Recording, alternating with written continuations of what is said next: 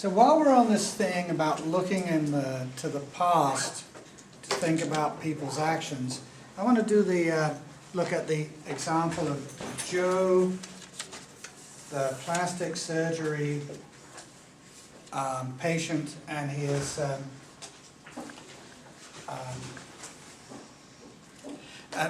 decision or to seek or not seek plastic surgery. So we have A, I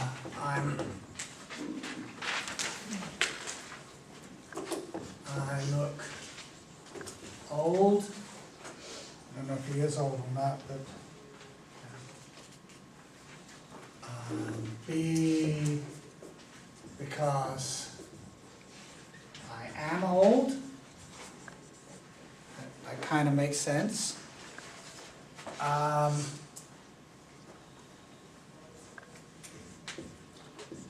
dislike my looks.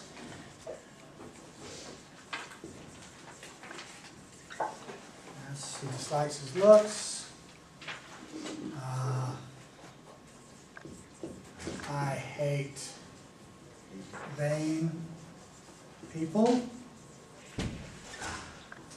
He hates people. Dislikes vain people and fear that my current unhappiness is an indication that I have become vain. Yeah, I was going to say, but if he... It's kind of a silly ass, isn't he? Yeah, because he's... Like, what the hell? Being himself by saying these things. Well, but you can see this. You can see this in ourselves sometimes. You ever had this where you go back and forth over something? Do I do it this way? Do I do it that way?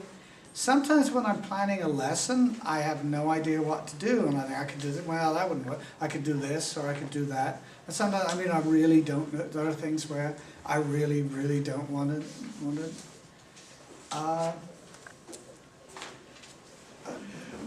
to do. And, you know, if I've got more than 3 bottles of whiskey in the house, I sometimes look at it like, what do I feel like drinking? This one or that one, or this one or that one? I'm lying. I always know what I feel like drinking, but it's, you know, it's a plausible scenario. Yeah, it's like, oh, is this Wheeler? I thought it was Scotch. No. I mean single malts, right? There's like 100 different, over 100 different single malt whiskeys, and they're all kind of different from each other. But you know, you go back and forth, like, will I do this? Will I do that? Will I do this? And sometimes when people are picking a career,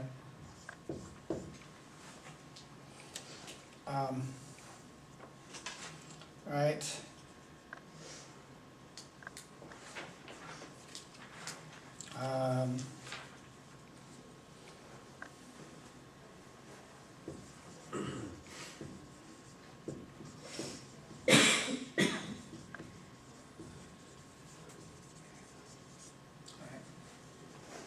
Now, determinism says that a thinking process like this is a perfectly reasonable thing. That we go back and forth, right? You can think, you know, if you throw a golf ball down a heating vent, or they have those garbage chutes in apartment buildings, right? And if you wing a golf ball in, it's going to go bang, bang, bang, bang, bang, bang, bang, all the way down. And then if you're lucky, it'll hit a laundry man or someone at the bottom, and you hear the, ow! Come on. You know. But there's various kinds of things you can do. Various things you can do with golf balls that I won't talk about for legal reasons. But you know, there's all kinds of things that can be back and forth, and things vibrate, and springs go back and forth. So when you're used to back and forth motion settling into an equilibrium in physics, and we're used to it in the sort of thing, so we have a deterministic process that, by the way, do you know what the word deliberation means? I'm going to deliberate on this. I'm going to deliberate about this issue. Deliberately think about it. Yeah, deliberate. Remove freedom. It's deliberate. You remove your degrees of freedom. And that is actually a model for the thinking process, because when you look at all of your options, say you have 20 options for what you could do, and then you look at each of them, and every time you come across one where you've got a good reason not to do it, you cross it off. So you reduce your freedom of action. So deliberation is willfully reducing your freedom of action so you know what to do. And you come down to the last best option, the option that isn't eliminated. And this is a process of deliberation, right? So,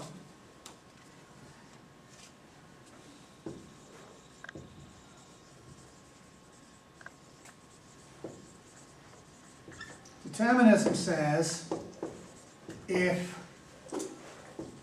his desire forms his volition,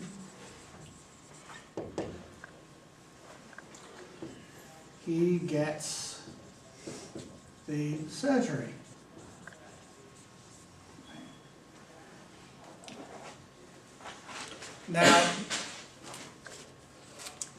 Now he could, if he wanted to, if he changed his mind, if something happened and he changed his mind, if he had another thought, oh, it's expensive, I just realized I want a computer, or I hate women, or something. Determinism says if he realizes something else, if there's something going on in his brain that we don't know about that results in him having another thought, that'll change his mind. And if that happened, if he wanted to, he could do otherwise. Nothing, this internal deliberation is not the same as someone holding a gun to his head and saying, You have to. that he has to.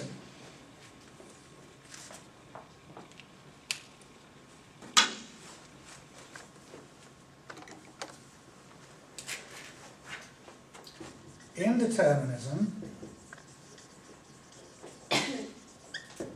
or libertarianism. Libertarianism says, given he has decided to get surgery and doesn't change his mind,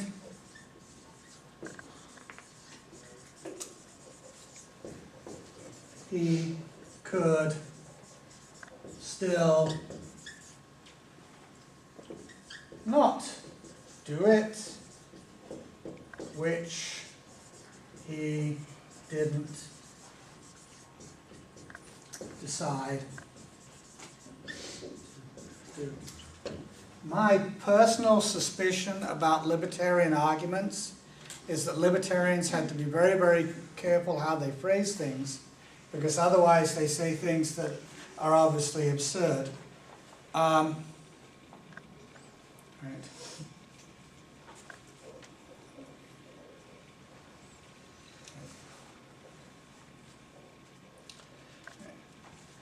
So, indeterminists, or libertarians, are committed to arguing at the end of process A through E, Joe could have decided to do a...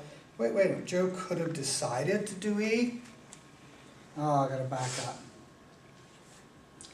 All right.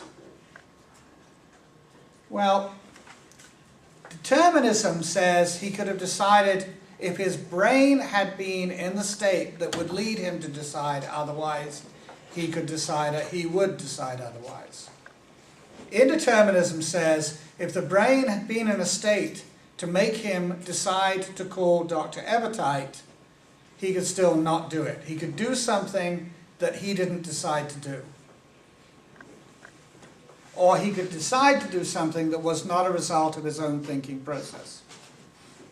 You see, I don't like the model here because it just talks about Joe's surface thoughts. It doesn't talk about what's going on behind the surface. So we have we could see this as there's conflicting desires. Right? He doesn't like looking old, doesn't want to be vain, and these things back and forth in his head, and the desires worked out, and he finally comes up with what he actually wants to do, and then does it. Right? So he knows what he wants to do, he decides to do what he wants to do because he wants to do it, and then forms a volition and does it. Right? So I'm going to try and put that up there, because I think that's a better model of what goes on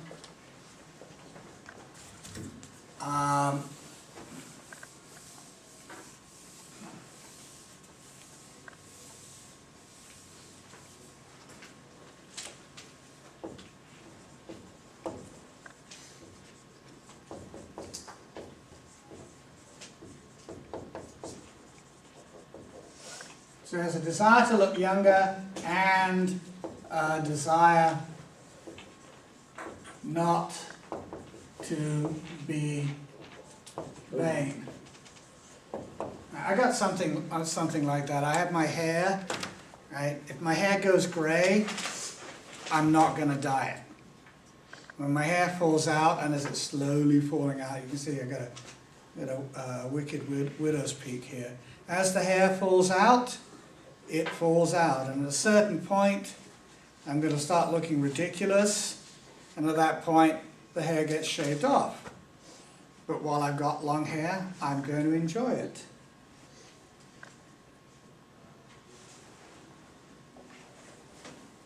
It's not working. Oh. So I was going to shake my hair luxuriously, but I can't manage that. There's ponytails, which now I look stupid, but oh well. So here's a desire to look younger and a desire not to be vain.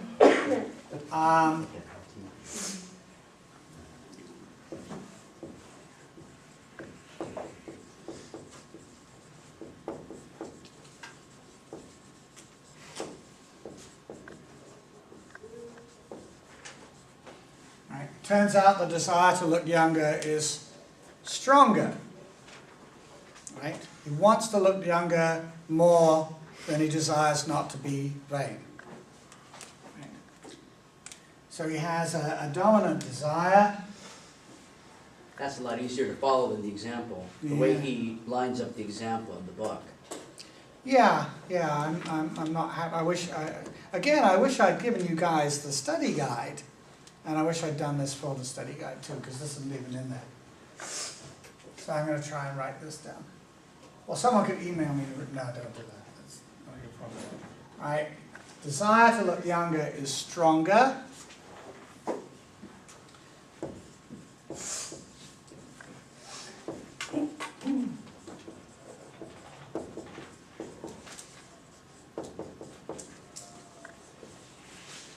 Realizes he wants to look younger.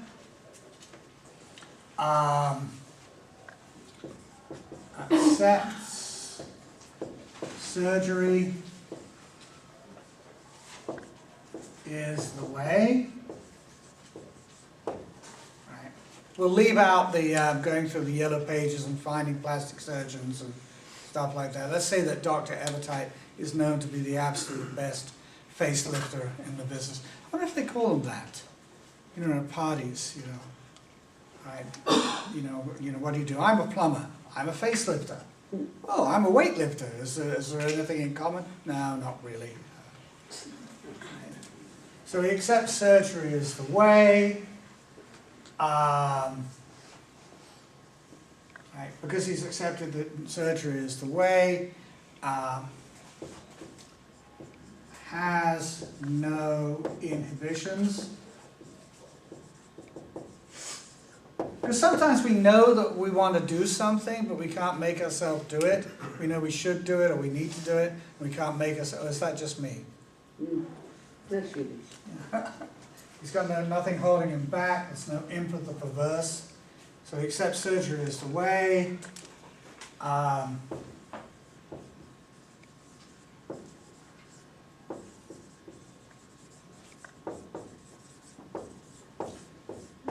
Decides he should call the doc.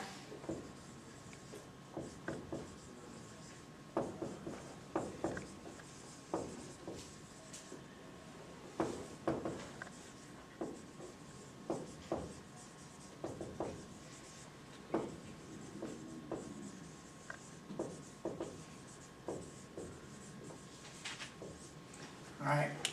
So he decides he should call the doctor. He decides that he's going to call now. Now's the time, right?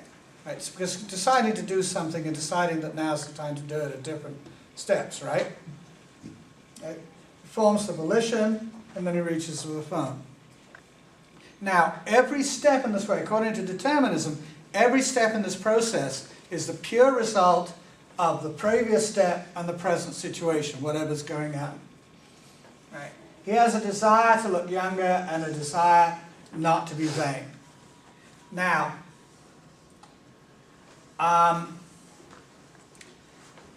maybe he's walking through a mall and he sees somebody who's had a facelift and that guy doesn't look so bad. Or sees someone with a facelift with a young woman on his arm. And then he turns and around suddenly and some young women see him and they go, "Ah! It's the crypt keeper!" And he's like, "Oh, sorry." So he decides, I want to look younger because I frighten women. So his desire to look younger turns out to be free. There's some reason for it. Determinism says these things have reasons, that there's something about the person that makes this happen, and that there's something about the person that has this. So the desire to look younger is stronger because of who he is and what happens to him. Right? He realizes that he wants to look younger because he's recognizing this, that he recognizes his own feelings. He accepts surgery as the way because of what he knows about surgery, or what he believes about surgery, and he has this desire, he knows that he wants to look younger. Right? Then he decides he should call the doctor, and then at some time when he's got time to do it, right, or he feels brave or something like that, again, things that are caused by his character in the present situation, he decides he should call the doc. And that ensemble of circumstances that makes him decide to do now. He forms the volition, that makes him form the volition. I decide to do it, and then I form the mental part of the act, and then I do the act. Okay. Right. So, determinism says this will all happen like this. That if he's back in exactly the same situation, you move the Earth back in its orbit and speed it up so it's going the same way it was before, and everything else is exactly the same thing will happen. Right. Right. If he decides he should call the doc, right, and he's in the situation that would make him decide to call now, that's what he's going to do. And if he doesn't, that's random. That's indeterminism, because his situation didn't make him do it. If his decision to call the doc doesn't make him form the volition, that's indeterminism. That's random. That's not him doing it. If he forms the volition but still doesn't move the phone, there's something seriously wrong with him. So, right.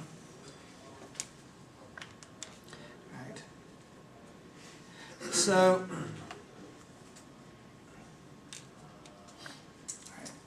determinists say that indeterminism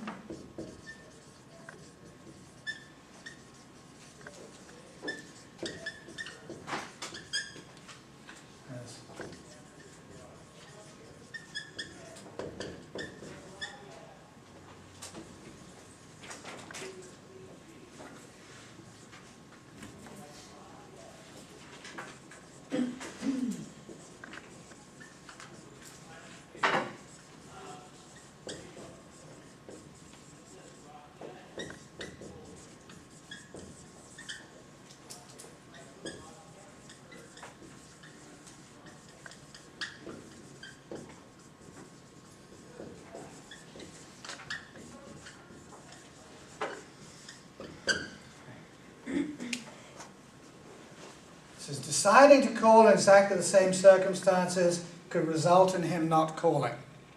Or accepting that surgery is the only way in exactly the same circumstances, no inhibitions, could result in him not deciding to do this.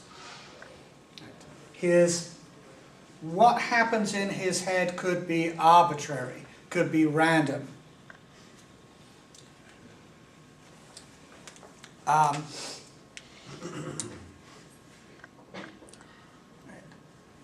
Now, Palmer says something weird. He says determinists argue that, or determinists suggest that such a free will would not be worth having even if it was available.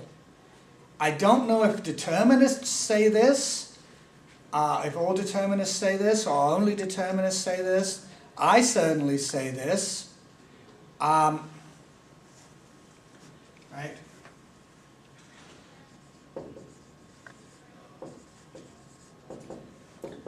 And I'm putting this in quotes because I don't call this free will. Palmer calls it free will.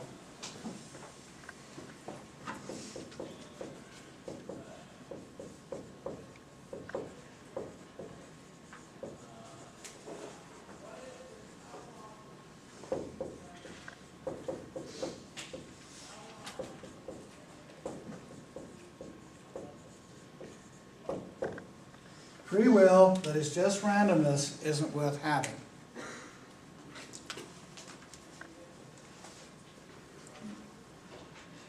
If you conceive free will as stuff that happens for no reason, then you conceive free will as a form of madness, as a kind of insanity.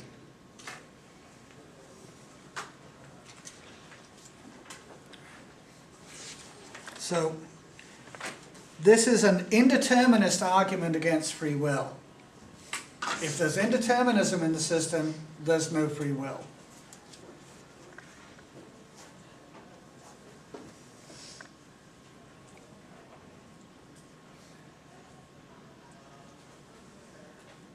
Right. You're saying that's only what Palmer's calling it. Yeah, Palmer's calling it free will.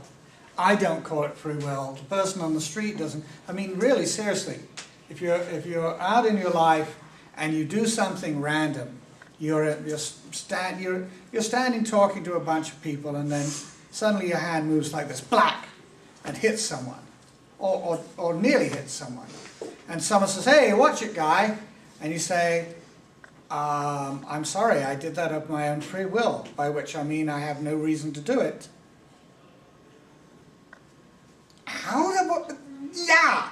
How does that work? That is not how we see free will. I've never heard of anyone saying, I did a completely random action today, something I did not choose to do. I don't know how I did it. I certainly can't make it happen again, because the only things I can make happen are things I make happen. But hey, I did something random. I stomped on someone's foot for absolutely no reason, without wanting to, or desiring to, or choosing to. But I did it, and it was free will. Yay, it was great. The beating afterwards wasn't so good, but when I slammed my foot, I went, "Oh my God, I'm slamming his foot. Hey, I didn't do that for any reason whatsoever." So it was free will. I just do not understand this. I mean, I don't understand how anyone could think that this makes sense. That statement's very nonsensical. Yeah, it is completely nonsensical. This whole thing, this whole libertarian analysis of is nonsensical. Without determinism, you can't have free will. Now, we have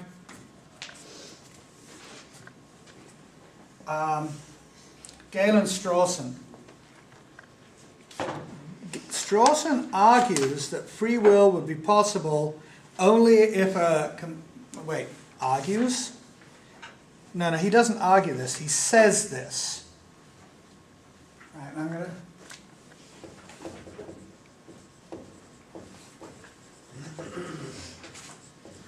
And this is very important, by the way. Only use the word argue when there's an argument. If someone is just saying something, then they're saying it.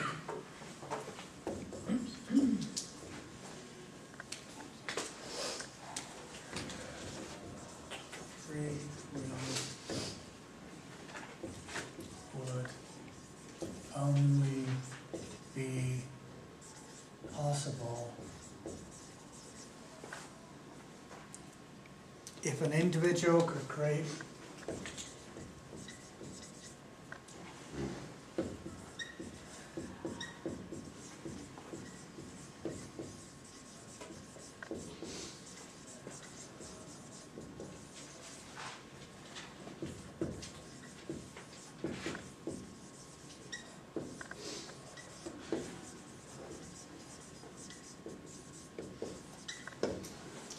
free will would only be possible if an individual could create her own character, or if an individual's character could create itself. Right?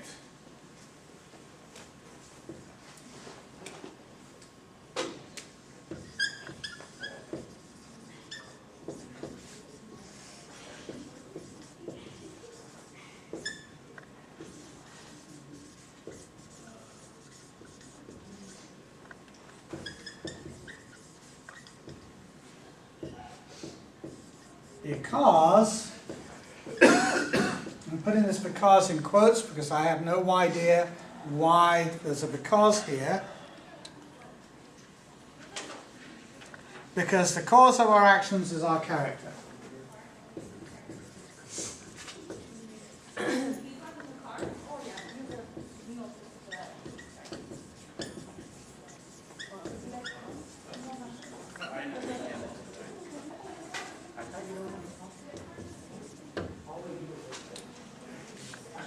So he says that if the cause of our actions is our character, which I think it is, then free will is only possible if an individual could completely create her own character, or a character could create itself.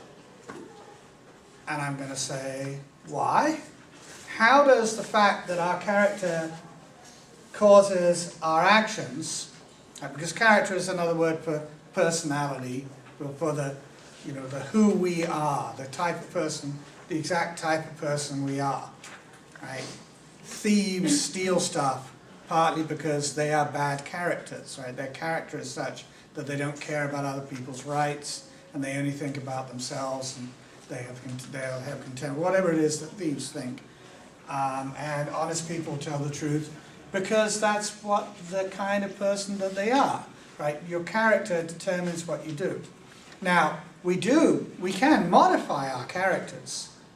Right? If we find ourselves doing something bad, like if I find myself getting angry, I can look at myself and say, hey, wait, no, I don't want to be that kind of person. And I can try and often succeed in being a less angry person. I want to be more assertive, and I used to be not at all assertive, and now I'm perhaps annoyingly assertive. We can change our characters, but we don't create our characters. Our characters are largely formed by our past and our experiences.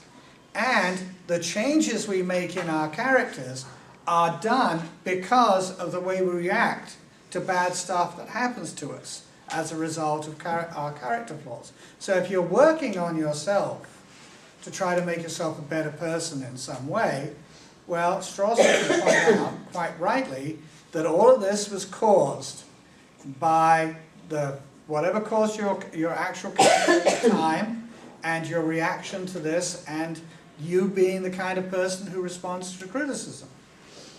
And there are people out there who don't change, who are completely immune to criticism, who don't pay any attention, who don't pay any attention to critical feedback. The name Rand Paul comes to mind. He was, at least, I don't know what he's doing right now, but in the last couple of months ago, he was being dinged for rampant plagiarism. There's virtually nothing that is produced by Rand Paul is untainted with the works of others. Like, he just lifts things from Wikipedia and puts them in speeches. He lifts things from other books and puts them in his books, and he doesn't attribute it. He doesn't say this, someone else wrote this. And how does he react to people pointing this out? I'm being attacked by hacks and haters. There's all this hate going on. I'm being misconstrued. No, dude, you're a liar, and people are pointing it out. Not our fault we're observant. Say it? It's just not our fault we're observant. Yeah, it's not our fault. So, the cause of his actions is his character, and I would say he has a bad character. He's not a gentleman. Right?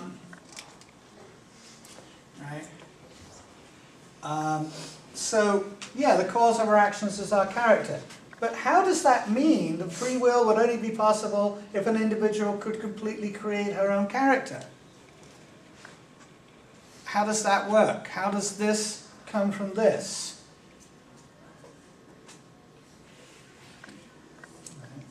So I'll put a circle around because, right? And a question mark. Why is this a because? I would say, and the cause of our actions is our character. Why is this free will would only be possible if an individual could completely create her own character? No, free will, remember, is when an existing individual acts on her own volitions, on her own decisions. That's what free will. And free will is only possible if individuals exist and they sometimes are free. They're sometimes free of coercion. That's how free will exists. And I want to defend this conception simply by pointing out what happens. What happens in? I see. One of the things I want to do over the break is write some short stories, or middle length stories, because I want to write. A story called The Van in Wagen Defense, in which somebody goes into court and says, my client is not morally responsible because, and we talk about his actions are the consequences of events that happened before he was born. And that doesn't work. So they try Strawson. They said it can only be free will if an individual can create her character or a character create herself. Do we ever have you ever heard that idea before in discussing moral responsibility, in discussing free will? Imagine a judge who hears, oh no, he's not responsible because he didn't create his own character. I mean, sometimes we accept horrible abuse as a mitigating factor. But if someone's been raised well and has had a fairly decent life and they still commit crimes, well, we say they're morally responsible. Why would we change that? We don't say, oh gosh, he didn't create his character, so he can't be, he didn't have free will. Right? So this is a rule that Strawson wants us to adopt, and the fact that the cause of our actions is our character doesn't mean that we only have free will if we create our character. In fact, it means that we're responsible for what we do. We did it out of our character. I mean, are we different from our character? Am I different from my character, from my personality? My character is me. It is the person I am. If you stripped away my character, all my personality traits, if you took away all my personality traits, I wouldn't be me anymore. I wouldn't be anyone. I'd be a disembodied consciousness without even the ability to understand its experience. So everything is mediated through my character. That's who I am. And I think that that's an important thing. I think a character, a person, a personality is an important thing. It's something that exists in the world, and it's a very, very important thing. And a lot of our society and our values are centered around that. And Strawson says this only matters if the character creates itself, which of course is logically impossible. Right? We can't create our own character, or our characters can't create ourselves, which is technically more correct because I am my character. My character can't create itself. I can't reach back in time and make myself exist in some particular way. And right, and how would I create myself? What kind of person would I want to be? I mean, I might have certain things about myself that I don't like and I wish to change. But the basic things, the things that I'm most interested in, my love of knowledge, my desire to talk for hours and hours and hours and not end on subjects that interest only me. All of these things, the things that I'm most interested in, these are not things I'm going to change because they're my character and they determine who I am and they determine what I want. So I'm not going to want things that I definitely don't want. And that's what makes me me. So I think Strawson is just wrong here. We are products of history, right? Causal history, the laws of nature and the events of the past made us, they created us, they made us exist. But once we exist, we're, in a sense, independent. We're independent objects, loci of value. We're objects, we're things that do things, that have this deterministic thinking process in ourselves, and we're responsible for what we do. We do what we do.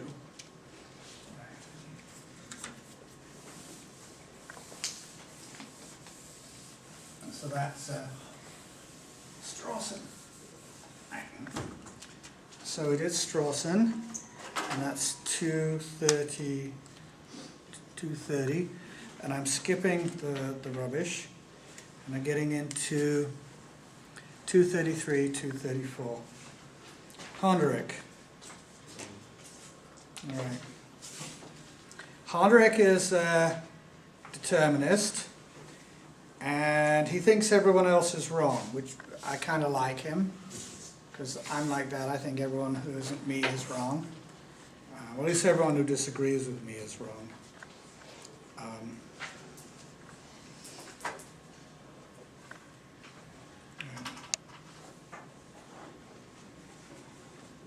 He says the indeterminists are wrong because determinism is probably true.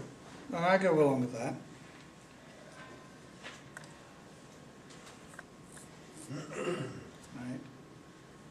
Hard determinists are wrong because they think determinism and moral responsibility are totally incompatible. And in my view, they're not incompatible at all. But because they think we will have to give up virtually all of our common sense views about human behavior and attitudes if determinism is true. Well, I think that we don't have to give up those attitudes because determinism is completely compatible with free will. Honderich has a different idea, because he says the compatibilists are wrong because they think we will have to give up nothing if determinism is true. Honderich writes, compatibilism says determinism leaves moral responsibility where it is. Incompatibilists say that determinism wrecks it. This is true, at least on both are wrong. Compatibilists are wrong.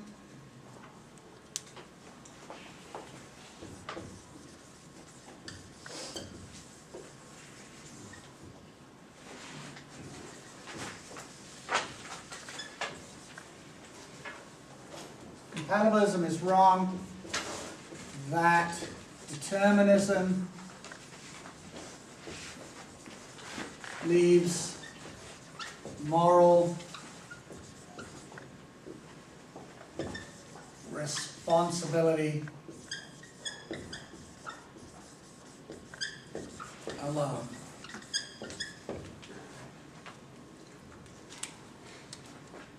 Compatibilists say determinism leaves moral responsibility where it is.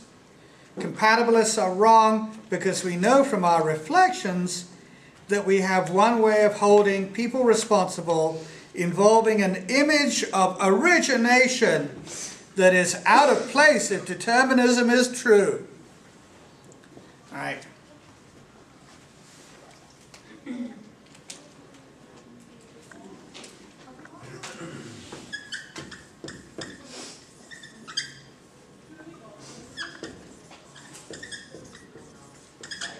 I never trust anyone who says, well, we know this. When someone says we know something, generally they mean I think this. So I'm just going to say, Honderich says we have one way of holding people responsible .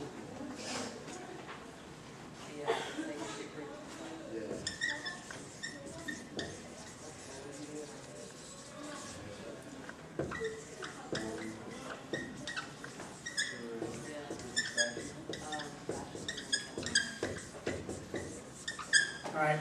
Now there's a new word here, origination. Not really sure what it means, so I'm going to put a circle around it, or a box around it.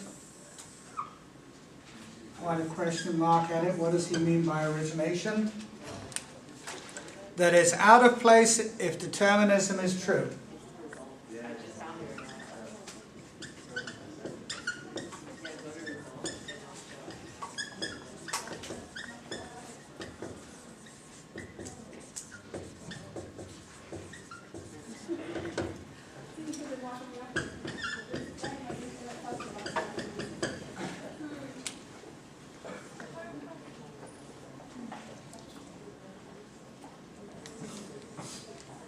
Incompatibilists are wrong because we know we have one way of holding people responsibility involving only an idea of voluntariness that goes perfectly well with determinism.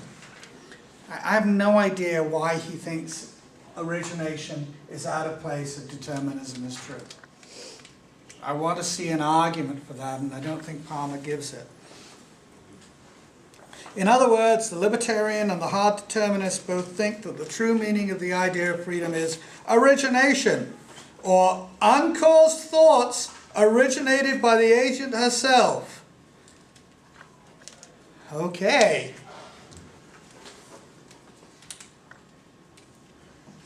All right. Let's look at this. Let's look at this idea of origination.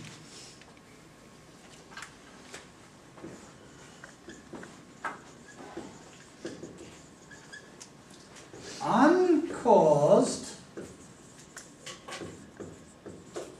from nowhere. I mean, that's what uncaused means. There isn't another meaning of the word uncaused, not that I'm aware of. Uncaused thoughts and actions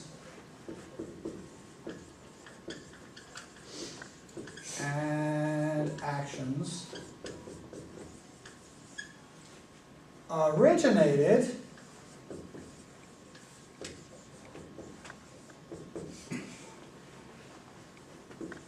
by the agent. Okay, so suppose I ask Donald Palmer, what does origination mean? What is this idea of origination?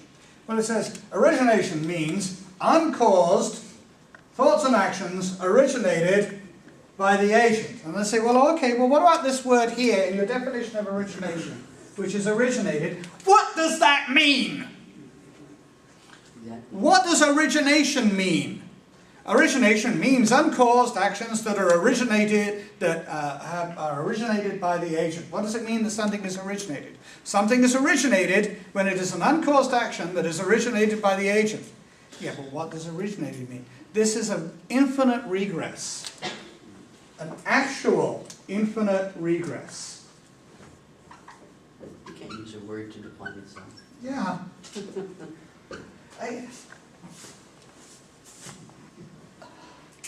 Those who can do philosophy, do philosophy. Those who cannot do philosophy, write textbooks.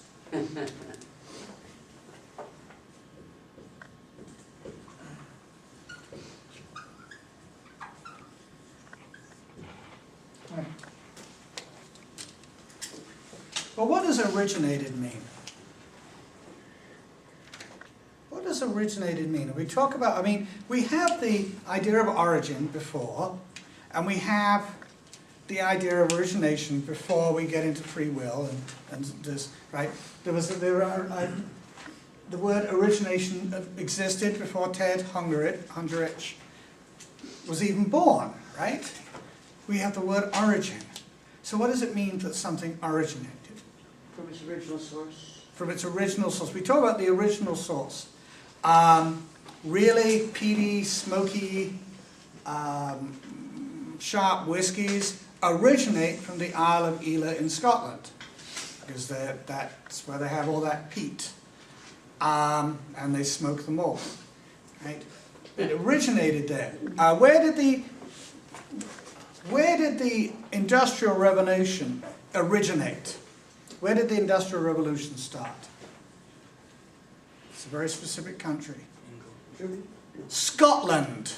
I know it's Germany. It started in Scotland. Scots invented the first industrial machinery, the steam engines and so on. So the Industrial revolution started in Scotland and spread out over Europe and then around the world. It originated there. So what country originated the Industrial Revolution? Scotland. I mean, this is why engineers in movies, in old movies, were always Scotsmen, because the Scots were training engineers like nobody's business. Star Trek, Scotty. Yeah, Scotty and Star Trek, right? Which is based on the Scots engineers in old sea stories. So, right, originated within the. Now you've got two choices for this, because remember, there's a system thing can be determined or it can be undetermined. A system can be deterministic or it can be indeterministic. Only two choices. So, when an agent originates an action or a thought, what does the agent do? Is this a random thought that happens inside the agent that has nothing to do with the agent's personality or character? No, it can't be. If it's random, it's not me. So what does originated actually mean? In parentheses, caused. This is an uncaused action. Uncaused thoughts and actions are caused by the agent. It's the only way this can work. And so he says we require origination, which is uncaused actions caused by the agent. Have we ever believed that? Uncaused actions caused by the agent. Now, here's a way of making sense of what Hondrich says, but I don't think it supports his argument. Let's say we talk about, I watch a lot of cop shows. You guys ever watched Law and Order? Any of the incarnations on it? Right, and they're particularly the ones where they have the courtroom scenes. Okay, sometimes we talk about someone being not guilty by reason of mental disease or defect, which means that we think his thinking machinery is not working the way most people's, the average person's thinking machinery works. And we talk about people who are schizophrenic or who have other mental diseases. They're paranoid. There's a number of mental diseases that can function for this defense. And so, we look at this and we say, this action was not caused really by the agent. It was caused by his disease. It was caused by the operation of the disease in his brain. And if he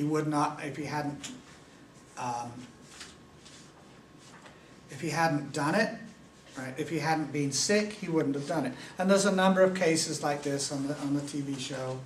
There was a fellow who, when he didn't take his meds, he got extremely paranoid and delusional and attacked people.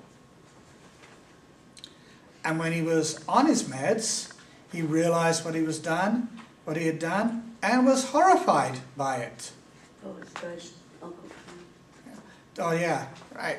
And there was another one in the original series earlier on. But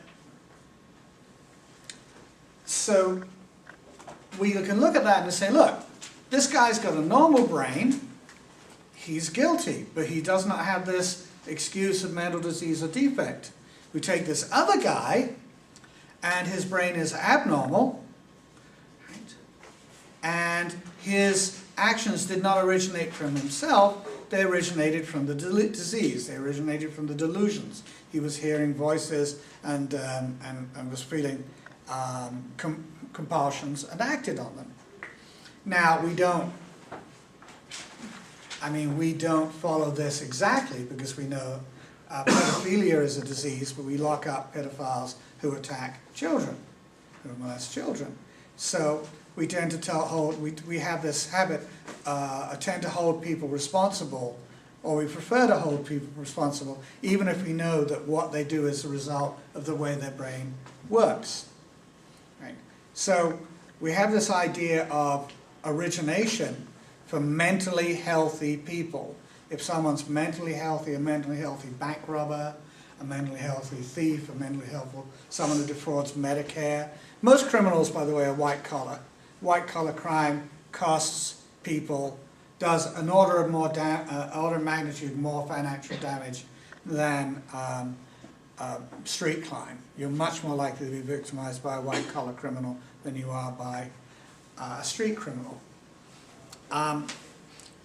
But when we catch these criminals, if we treat them appropriately, we say their actions originated from themselves.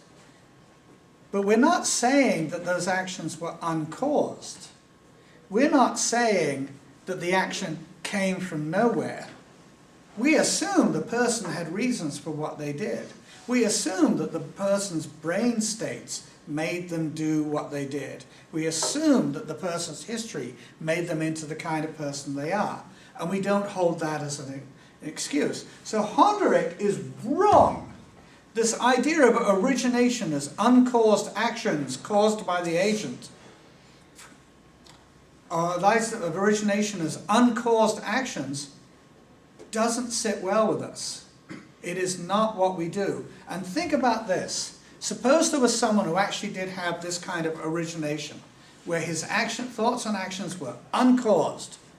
Right? You come in there and you say, this person has uncaused actions, and we prove it in court.